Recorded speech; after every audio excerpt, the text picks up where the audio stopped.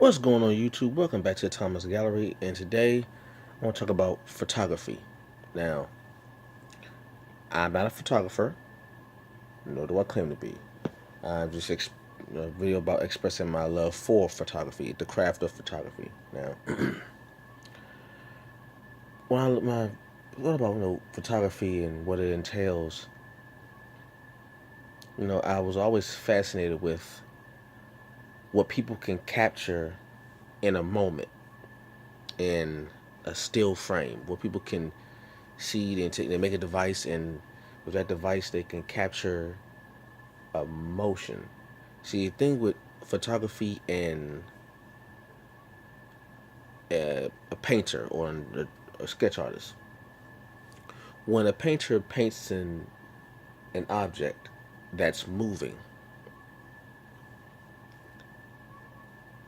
the the painter has to remember the position that object was in when the artist first saw it, so he can remember to paint that. But with photography, once the photographer takes a picture and snaps the picture, that moment is framed permanently. So even if the object were to move out of focus again, the image is still there. So you now have a permanent reference. And I've always admired photographers how they can do just magic, if you want, for lack of a better word, magic with a camera. The things that they can do with a camera to me is just lovely. My favorite photographer has always been Gordon Parks, and his work. He's a filmmaker, musician, author, photographer. He was a Renaissance man.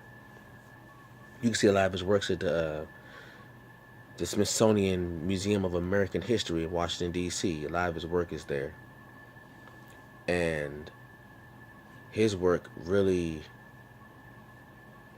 it captures not just a moment, but it captures an idea.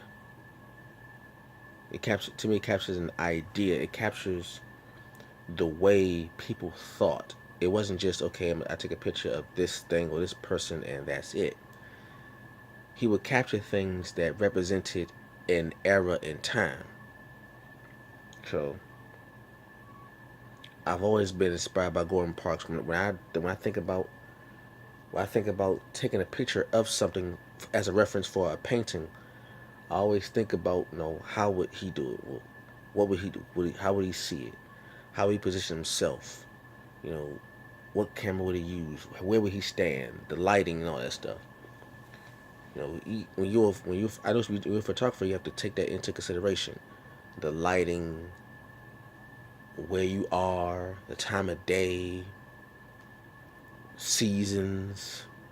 It really matters. So, and it's funny how when I looked up the word photography and I looked up the origin of the word, it comes from two words: photo and graphy.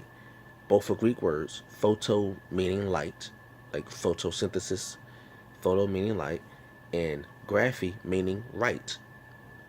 So photography literally means light writing. And I found that interesting. I was like, light writing. Like, what does that mean? Like, how is light writing related to taking a picture? And I thought, I said, well, a camera uses the light from the sun or wherever you are. It captures the light, it traps the light, and through a process that I do not understand,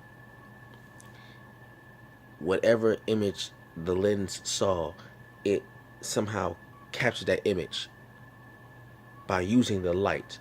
And I guess the image is written on a piece of paper or some kind of film, if you want to call it that, that captures the image. So I guess when I think about that, it makes sense to call it light writing, photography, right? And I've noticed that in my work, I find myself using my camera more as a reference.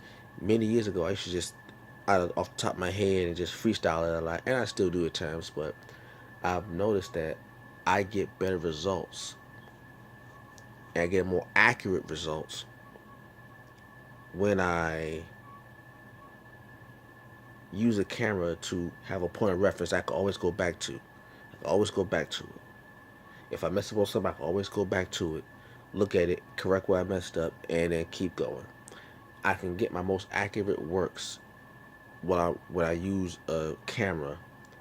Then I would transfer what I took with the picture onto canvas or paper, so I can get the best results from my art.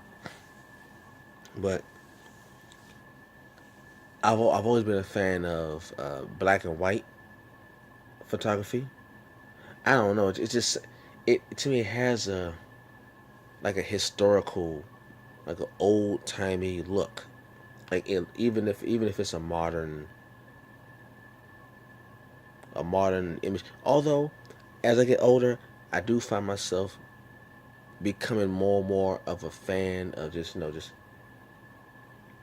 like landscape. Like I forgot where it is, but I know also when I was working at the Smithsonian, they had a picture gallery of wildlife, and these photographers would take images of these animals and these landscapes that you couldn't believe these things actually existed on the planet. Like it's like you would think it was Photoshop, but it's not. It's just the way they would take the shot, how they would zoom in, and you could see something. It's amazing, man. Just and me as an artist, color, the use of color, which is also the use of light, pretty much.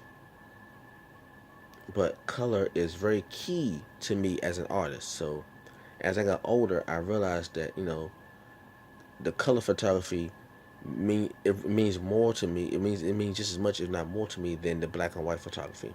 So I find myself becoming a more broad fan of that. And I have thought about, I've wrestled with the thought of becoming a photographer one day. You know, I don't know all the lingo. I don't know the anatomy of a camera. I need to learn it. I know I can learn it. I know I can memorize it and understand it very well. I know I can. But I like to actually have a camera that I can use and really practice on, so I can add that thing to my repertoire. I wanna dabble in that. So maybe one day you'll see some photographs, of things I've captured, and then you may see the painted version or the drawn version of that. Why not? Hey, an artist, an artist is an artist. So that's just my love of photography. All you photographers across the world, keep up the good work. I love it. I love it. I love it. You know, go to Smithsonian and check out. Just Google Gordon Parks. GORDONPARKS. Gordon Parks. Just Google him, look him up, and then you understand what I mean. All right. Peace.